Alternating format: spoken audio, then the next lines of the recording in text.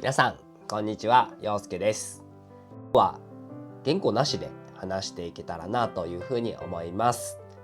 3日前ぐらいに喉が痛くなってちょっと風邪をひいてしまいました。薬局で薬を買って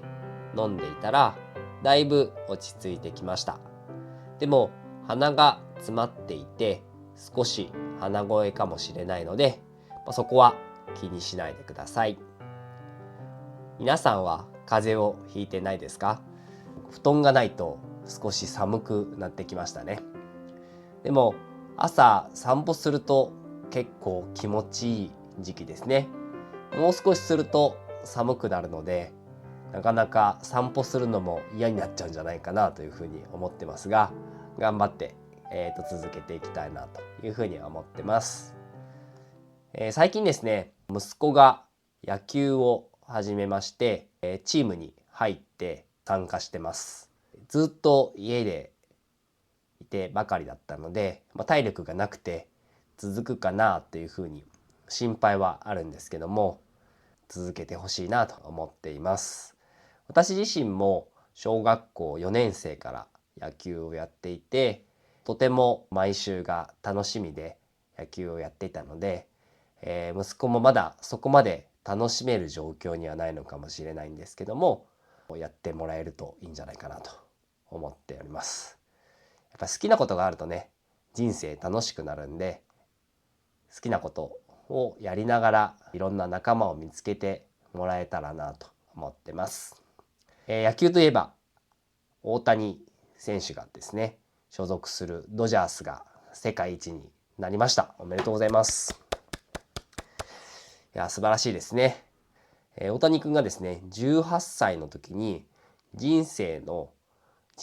設計シートみたいのを作っているんですけども、その時にも20何歳だったかな、26歳ぐらいでワールドシリーズを優勝するという目標というか夢が書かれていて、それがちょっと誤差はあるものの実現したということで、自分で計画して、でその夢に向かってそれを実現していくっていうところのプロセスが本当尊敬するなと思ってます。私自身もですね、そんな夢を描きながら実現していくっていうことをやっていきたいなって思うんですが、直近でやりたいことでいくと、家族を連れてドジャースタジアムで観戦するということですね。お金さえあればすぐにでも行けるとは思うんですけども、そのお金の心配というところがあるので、余裕を持った形でドジャースタジアムに観戦できるようになりたいなと思っています。はい。皆さんは叶えたい夢ありますか？何かもしあればコメント欄で教えていただければと思います。はい。11月になると我が家ではですね、柿の収穫が待ってます。私の実家では柿を育ててまして、60本ぐらいの柿の木があります。で、そこに柿がなって、それを収穫、取るですね。柿を取りまして、で、それを箱詰めして売るということをやってます。あんまり儲からないんですけども、柿がなるので、その手伝いにですね、行かなくてはいけなくって、なかなかこれが人手がいるもので、母一人でやってるんですけども、私だったりとか、あとは知り合いの方に手伝ってもらいながら、その柿をさばくということを、毎年やってます。柿というのはですね、皆さん食べたことありますか？日本では当たり前にあるんですけども、他の国ではどうなんですかね。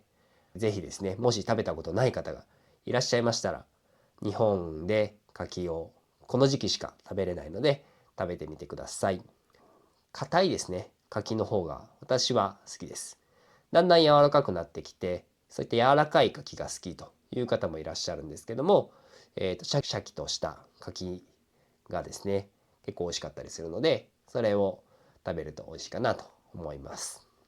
はい。去年のですね、9月にこのチャンネルを立ち上げて、で、今ちょうど1年と2ヶ月ぐらいかな、経ったんですけども、おかげさまで、登録者2万8,000人を超えてもうすぐ3万人という形になるかなと思います。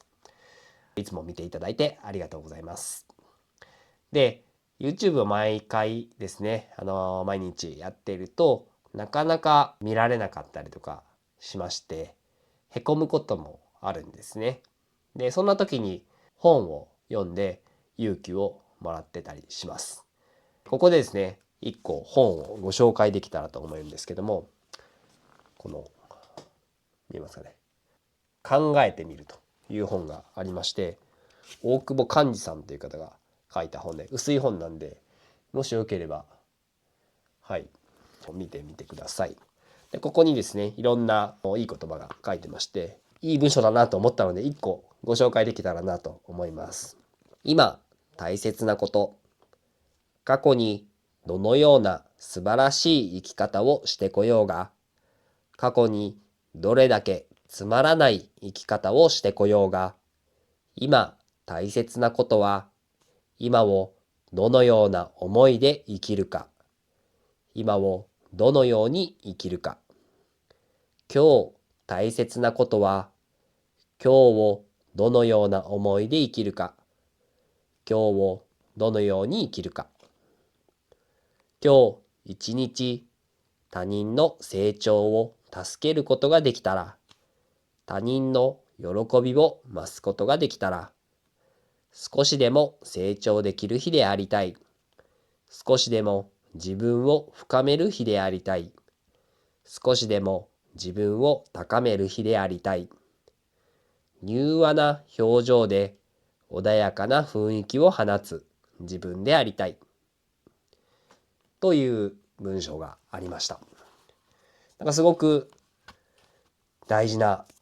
気持ちというかを思い出させてくれるような文章でしたと。はい。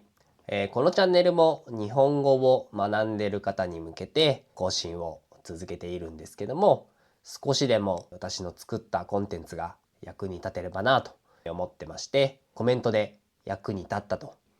いただけるとすごくいつも励みになってます。ありがとうございます。